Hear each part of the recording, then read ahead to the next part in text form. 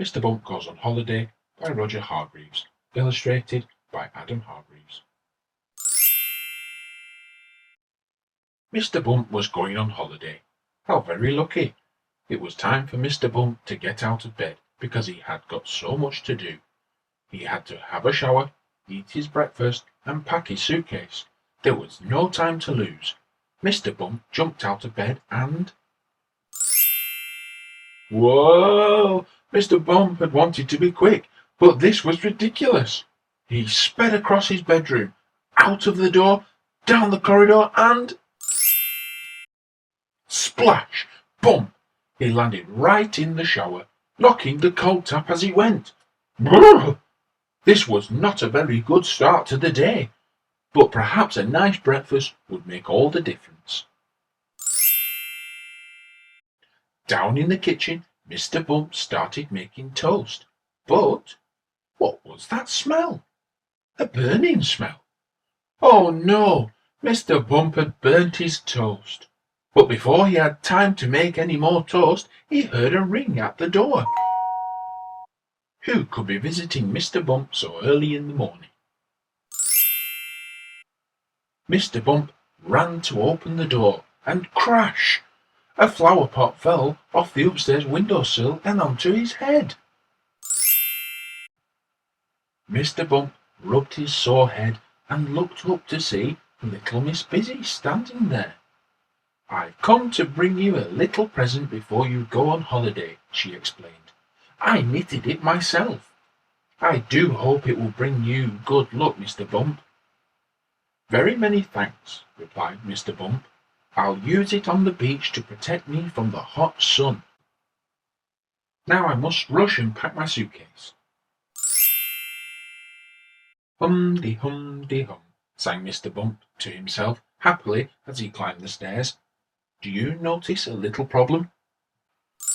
Mr. Bump tripped over the loose thread from the scarf and bump, bump, bump. Mr. Bump isn't called Bump for nothing, you know. He tumbled down the stairs and landed in a dizzy heap at the bottom. "I really must hurry," he said to himself. "I don't want to miss my train."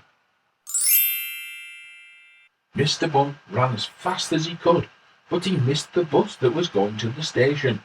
"Oh, what shall I do now?" he said to himself. "I really don't have any luck at all."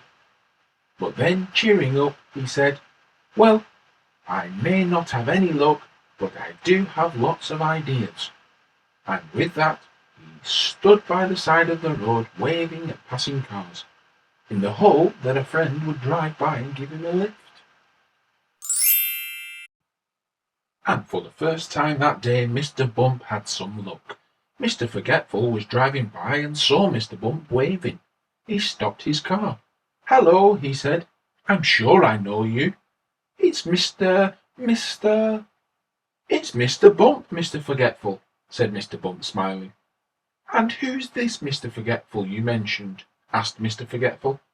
"Why, it's you," laughed Mr. Bump. "Would you be able to drive me to the station, please?"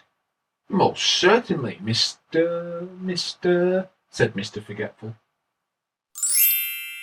Mr. Forgetful set off, backwards, and drove backwards all the way to the airport.